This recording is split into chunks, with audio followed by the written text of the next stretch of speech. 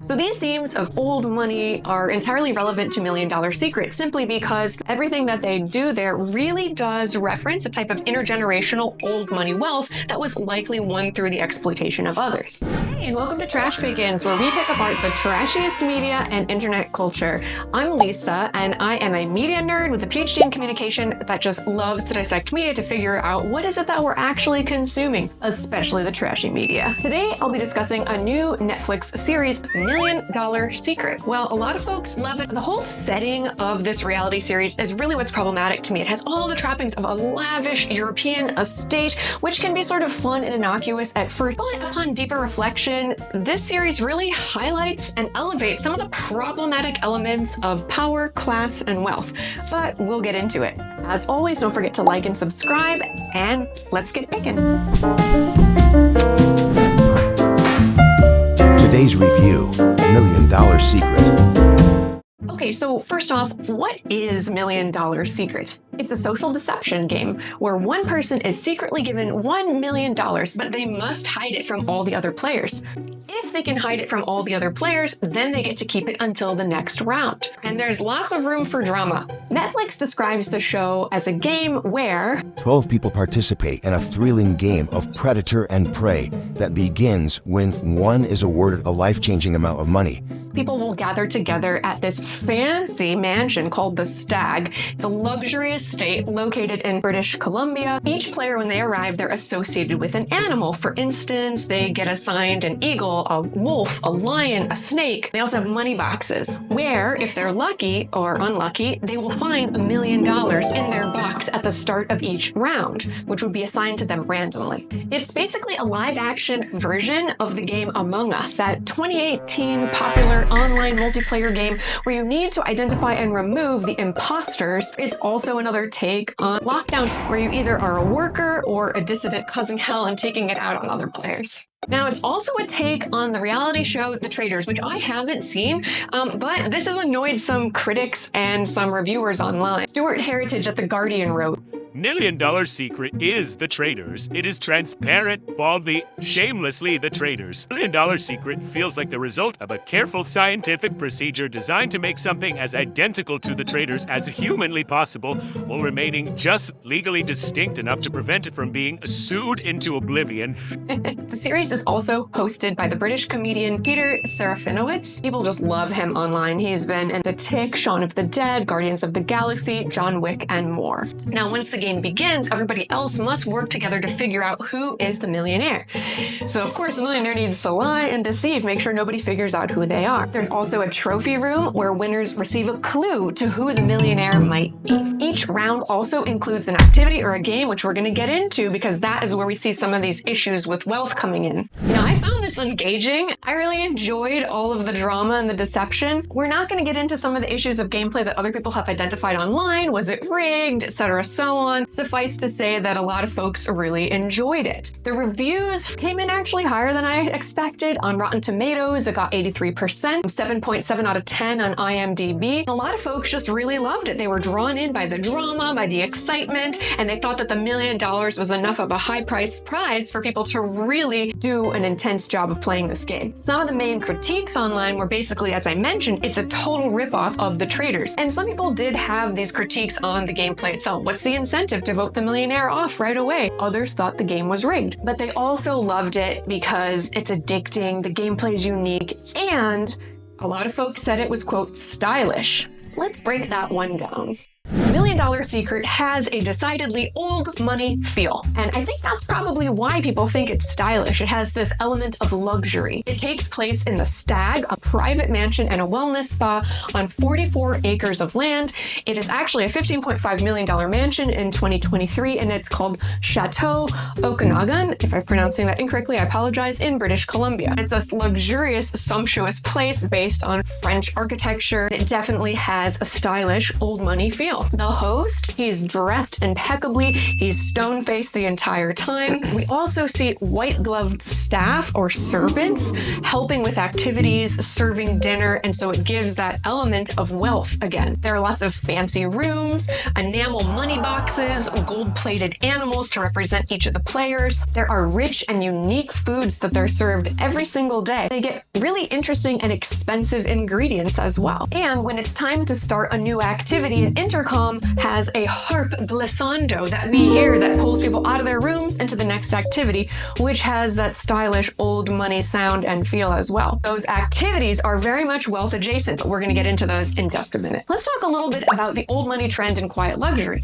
because obviously this is popular online, and I think at some level, $1 Million Secret is cashing in on that to sort of appeal to people and where the trends are right now. Old money as a trend has been growing online, is having a moment right now, and it has over the past few years. This features the muted, expensive looking clothing, wealthy activities such as participating in equestrian activities, fashion events, high-end hotel stays, attending events at galleries and sailing events and more. We see influencers who are jumping on this trend, and it does have that crossover with the quiet luxury trend, which emphasizes high quality, understated items over flashy, colorful, logo-forward designed clothing. And this is really a way for the mega rich to sort of remain undetected in plain sight. Really important to remember what this trend is and isn't saying. One author online, Victoria Malone, points out that old money and quiet luxury have serious class and race problems. As she says in her article, the old money trend is not only promoting and venerating a very particular type of weight, thin beauty,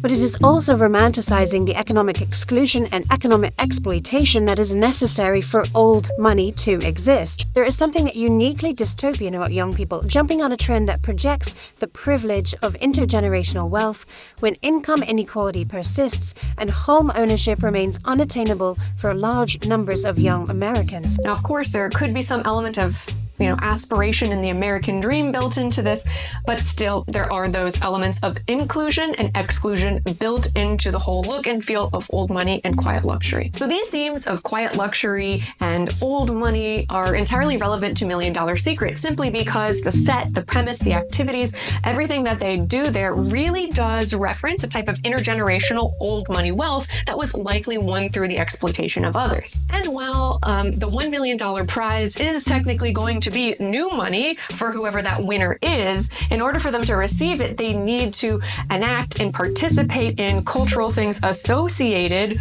with old money, and they need to take on the ideals and the culture of that old money. As I was watching it, I couldn't help but feel that this was truly a game where the signifiers of wealth and oppression are gamified. If you want this amount of money, you have to act like a millionaire, and this is what millionaires would do. So given that, the themes of wealth and class really come through strongly in this series. The premise of this game is like many other reality shows out there, any other game where you're going after a cash prize, right? What they do to their contestants, they basically ask them, what are you willing to do for this amount of wealth? How desperate are you? And what are you willing to do to amass this money, which you otherwise would never be able to get? But the other themes behind it are really troubling. So the first is there's a theme of predator and prey, right? The contestants must hunt the secret millionaire. But the wealthy, of course, have been preying upon the poor and working class for years, and so this metaphor is just a little bit too much on the nose. The other element is secrecy. You have to hide the fact that you're a millionaire. You don't want others to know,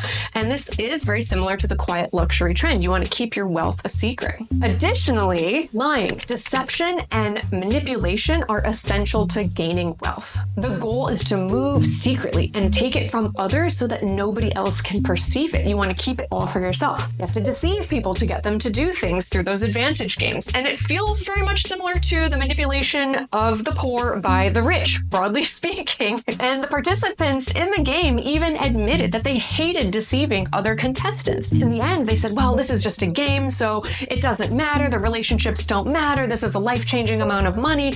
And what that really reinforces is that cruelty and deception and taking advantage of other people, that those are values that that millionaires must have. Some of the other themes that we see is attack others that threaten your wealth, which we see through the attack dog activity, and elements of imperialism, right? Keeping exotic animals, having a trophy room. There's a lot to unpack there, and we're going to get into that. Now, all this said, I still really enjoyed this show, but isn't this all just strange? Why is this considered normal? And what does this say about our culture? It's really good to know what we're consuming, so that's why we're asking these questions. How is it that this type of wealth, all the trappings of wealth that we see here, why is it pedestalized in our culture? How is it so commonplace that nobody blinks an eye when you're told the only way to pay for your medical bills or to support your single mother that sacrificed so much for you, to sort a family, or to have a retirement is to lie, deceive, and manipulate? Granted, we know that's something you need to do for the game, but it's also elements of this type of quiet wealth.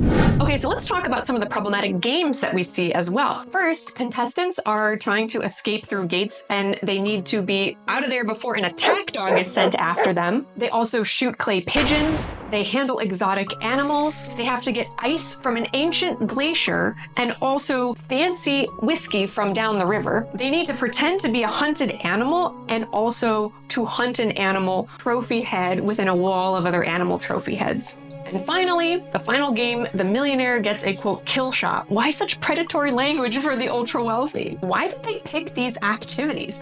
What do they represent? The activities that I referenced here and the visual cues throughout, they tend to speak to a particular type of old money wealth. It sort of harkens back to British imperial expansion, Edwardian England, Victorian England, really the 18th and 19th centuries, and into the start of the 20th century as well. The activities that they chose to reference are not just reflective of the culture and the activities that the ultra wealthy did during that time, but they also reflect a series of values that was held by the aristocratic elite at that time that was influenced very much by imperial expansion. Which, by extension, yes, means that some of that is baked into the reality series. So we're going to be looking at 3 activities in particular and picking them apart: the attack dog activity, the handling of exotic animals, and also the shooting activity. Okay, so in the first activity, participants need to break a code and get through a gate before another partner releases a hound to chase after them, bark them, attack them. Now, granted, the dog doesn't actually bite them, puts its paws on them. Dog seems like it's having a good time. It's a Belgian Malinois. These are super smart, agile dogs that are used in police force around the world. But the image of the attack of somebody going after wealth is really the shocking part. First, we have to acknowledge that dogs have been used to protect wealth and property for thousands of years. Dogs were domesticated 10,000 years ago, likely for protection. And even 2,000 years ago, Egypt had them as protectors as well, with paintings of them in the walls of their tombs. Ancient Greece and Rome even created war dogs, and they had their own unique breed of dog, the Molossus, a large muscular breed that has now since gone extinct. But they would be used in war with the Greeks and the Romans and also to protect property. We even see evidence in Pompeii of a protector dog with the words Cave Canem, beware of the dog, on Pompeii mosaics. Yet there are more modern associations with guard and attack dogs and the landed gentry and aristocracy throughout Europe. In the 18th and 19th centuries, dogs were used to protect large estates. The large country houses and manors and estates often had very valuable property brought in from the British Empire around the world, livestock and other grounds that they needed to protect. Guard dogs were often employed to patrol the land and ensure that there were no poachers or other folks coming to try to steal property, especially to guard the main house at night, which is where the landed gentry lived. The breeds that they used were typically Mastiff-style breeds, and they also used staghounds and bloodhounds for hunting. Now, the Mastiff was popular, and they saw it as highly critical to deter thieves and other would-be attackers. Many of the large British estates had significant kennel spaces to continue to breed and manage these dogs on their properties. Maintaining a large pack of dogs was actually associated with a significant amount of wealth. They usually included guard dogs, hunting dogs, and lap dogs. But the more specialized dogs you had, especially if you were breeding your own dogs, the higher status and wealth you had as well. It takes a lot of resources to be able to do something like that. And in Limehall in Cheshire, the Lee family had really fancy, architecturally unique kennels, which really highlighted the importance of dogs in their life there. Dogs have been used for a variety of leisure activities for the elite, such as fox hunting and other game hunting with dogs. The Cruelty to Animals Act was passed, and this stopped cruel dog-based sports, such as bull baiting in poor communities. Oddly, elites had no legal curtailment of their own dog-based activities, particularly for fox hunting and other big game hunting. Fox hunting was finally outlawed in 2004 with the Hunting Act, which banned the hunting of mammals by dogs in England and Wales. And tragically, hounds were used in early America to track down escaped enslaved people who were trying to make a run for their freedom. Solomon Northup, who is a famous former enslaved person who wrote 12 Years a Slave, had some reflections on his experience of these trained hounds. For 30 or 40 miles, it is without habitants, save wild beasts. The bear, the wildcat, the tiger, the great slimy reptiles that are crawling through it everywhere. I staggered on, fearing every instant I should feel the dreadful sting of the moccasin or be crushed within the jaws of some disturbed alligator. The dread of them now almost equaled the fear of the pursuing hounds. So despite all the obstacles that Northup faced in his escape to freedom, what he truly feared most during that escape were these trained hounds, these attack dogs. Dogs really did play a significant role in the repressive machinery of slavery in the South. Slave owners and patrollers marveled at the, quote, dog men and their strong dogs that they had bred specifically to track down escaped enslaved people. Those who were enslaved feared the attack of those dogs, but frequently planned for it within their escape and found ways to cover their tracks, either by rubbing their feet with rabbit lard and other types of things to hide their scent so that they could make a break for freedom. Now, the use of these types of attack dogs is, of course, not just in the past. It is making a comeback, and it is strong as ever within the wealthy of today. Just in the past year, it's becoming more popular for trained attack dogs and guard dogs to be purchased by the ultra-wealthy. Wealthy people are shelling out big bucks for property protection with trained dogs worth upwards of $150,000 each. And Canine Academy in LA frequently places dogs with well-known celebrities such as Cameron Diaz, Ben Affleck, and more. Many of them feel that having this type of attack dog is really going to protect them and their families and their properties. Many of the ultra-rich feel that it's worth the investment, which is kind of crazy because $150K is a lot of money. So while it might just seem like a fun activity, just running while a dog chases you, makes your heart pound, really the symbolism of that is attack, stay out, retrieval of personal property in a pretty shocking way. So I found it very odd that this was supposed to be a fun game embedded within a reality show. Okay, so next we're going to be moving into talking about the exotic animal trade. Now, I just want to say that I am an animal lover, and while we're going to be talking about animal keeping in like the 18th and 19th centuries, which is probably not the best conditions for these animals, we are not going to be talking about anything where animals are harmed, but do consider a light trigger warning that if you are upset by this type of stuff, maybe skip ahead, but suffice to say I am too, and we're going to try to keep it above board here. Okay, so another activity that the contestants of $1 Million Secret are participating in is handling animals.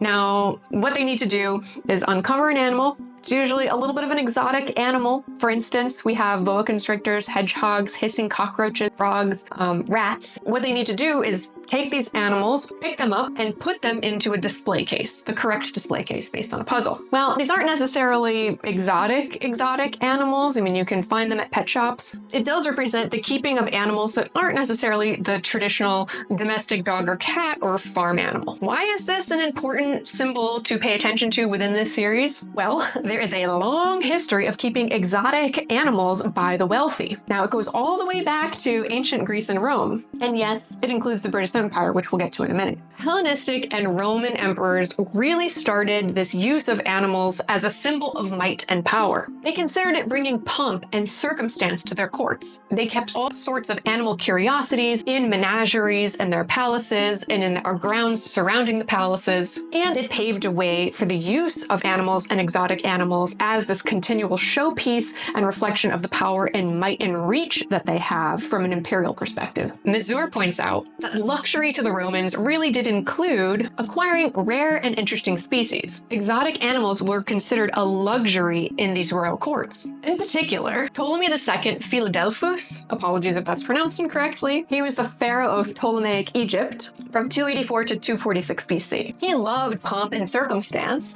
of animal processions, and he wanted to show his might in all of the lands that he had conquered and increase knowledge of these different lands and animals. He believed that these animal pageants were the height of luxury. He gathered creatures from conquered land as a form of political tribute or just booty in terms of plundering. And in particular, it was to show might and wealth and to boast of their power to actually gather and bring together and keep this many animals up. And Ptolemy even had an elephant army. The British Empire also did similar collection of exotic animals throughout its time building the empire. The British Empire grew from the late 16th century with overseas exploration, but it expanded rapidly in the 18th and 19th centuries through colonization and conquest, reaching its peak around 1919 as the largest empire in history. And there was that saying that the sun always rises and sets somewhere in the British Empire because their holdings, their colonies were that expansive across the world. Simons points out, in capturing, hunting, and displaying exotic animals, the British were shadowing and representing their mastery of the colonized peoples and lands. As the empire expanded and they sent folks into the field to collect zoological samples, they were military, even bringing back trophies for themselves. There also started an exotic animal trade that sort of went alongside all of this British imperial expansion. There was a booming live animal trade in London and Liverpool from about 1800 to the 1880s. Exotic animal dealers would actually set up a space at the ports, or maybe they would go meet boats as they were coming in with animals from far off lands. Now, wealthy elites considered the purchase of exotic animals as truly an investment because they went for such a high price and they represented British imperial expansion. They would either sell them for profit or keep them as their own collection in their own personal menageries. One example from 1860, a wealthy painter, Rossetti, he assembled his own private menagerie, which included wombats, woodchucks, armadillos, kangaroos, Brahmin bulls, raccoons, and other various critters. He was also considering adding an elephant, a penguin, and a lion. And this was in his Chelsea garden within the city of London. The royal family kept all sorts of exotic creatures, including some which are now extinct. One example is a quagga, a type of zebra, which was shipped to the UK from the Cape of Good Hope. It's been extinct now since 1883, sadly. So this trend of exotic animals really persisted throughout the late 1800s into the 1900s. And of course, because the common folk really tried to emulate the styles of the rich and famous, also tried to access their own exotic animals because over time, those prices for accessing such exotic animals actually went down. Harrods store in Knightsbridge, London, even until somewhat recently had a pet kingdom. It sold a number of exotic animals, and into the early 1900s, this even included baby elephants, alligators, monkeys, and lions. It opened in 1917 and didn't close until 2004. Club Row in London also had a whole market of exotic creatures. But the status of exotic animals as investments and associated with the wealthy really began to drop in the mid-1900s because at this point, ordinary people could afford to have them, and so the wealthy were no longer interested, no longer held value for them in status. And also, thankfully, in 1976, the Dangerous Wild Animals Act was passed in the UK, and that outlawed the sale of wild animals to unlicensed buyers, and the exotic pet trade ended. So while it might seem rather benign that the contestants on $1 Million Secret just need to pick up little cute hedgehogs or hissing cockroaches or boa constrictors and place them in these glass cases, the symbolism behind it reflects exotic animal investments that were used as a way to distinguish the wealthy elite from the poor, the rest of us ordinaries. As an aside, trophy hunting is another component of $1 Million Secret. There's the trophy room. All of the characters have a head of an animal on a bust. Now, it's made of wood, thankfully, not taxidermied. Trophy hunting was very much correlated with conquest throughout the British Empire as well, but we're not going to get into that here because I really like animals and it's difficult, but suffice to say that that is also something that we see reflected in $1 Million Secret from the more problematic elements of old money. The final activity we're going to talk about is shooting. So in $1 Million Secret, the contestants go out and they participate in clay pigeon shooting. So they pick up their hunting rifles, they don their ear protection, and they wait for a little brightly orange-colored clay pigeon to go shooting into the air where they tap one shot to try and explode that clay pigeon. So why was shooting included as a wealth-adjacent activity in this reality series? Because a lot of people shoot, a lot of people hunt. Well, the shooting of game birds and the hunting of stags, deer, and foxes were common activities in British country homes, very similar to the look and feel of the stag. And this happened throughout the 18th, 19th, and 20th centuries. Edwardians created the shooting party, and this is sort of the golden age of game bird shooting from the 1890s to about 1914, around the start of World War I. Now, under King Edward V, it really sort of exploded. These three-day events, they were social opportunities. There were strict rules for etiquette. Guests would come. They would be having garden parties. There'd be rules for shooting order as the party went out to shoot. They would bring back scores of game birds, sometimes several hundred per day. Now, because they happened on these aristocratic estates, shooting was truly an exclusionary activity. Now, these shooting estates were kept stocked and managed by a gamekeeper for these hunting and shooting parties. Anybody else was not allowed on the grounds, right? They had the mastiffs and the dogs to make sure that nobody was poaching and taking these birds. These lands were off limits. They were only for the use of the aristocrats, and that includes folks that were given land and had received money from the British Empire. We're talking dukes, marquesses, earls, viscounts, barons, and their guests. So these aristocratic estates were expansive and they had vast areas for tenant farmers. But again, they only could use certain portions of it, but the shooting estate was truly just for the wealthy. Now, it's important to point out that the aristocracy mainly got their wealth from their involvement in the British imperial growth. Between 1700 and 1930, the country houses were deeply shaped by the British Empire, economically and culturally. And they were not these little isolated rural retreats, but they were active imperial spaces, as Bargzewski points out. Aristocrats really got their wealth via economic connections. They had imperial wealth from trade, colonial administration, and military service, and all of this funded the purchase, construction, and decorating of many of the country houses. And these country houses really became cultural influences in the local communities. They displayed products,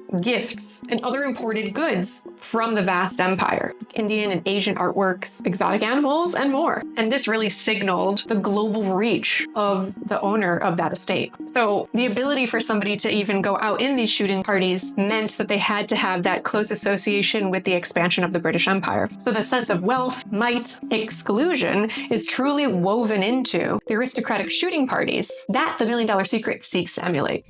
In short, it's really normal for all of us to want wealth, especially in today's economy, and to even aspire to it and try to emulate the wealthy in terms of the trends or the things that they're into. But the reality is we'll likely never be that wealthy.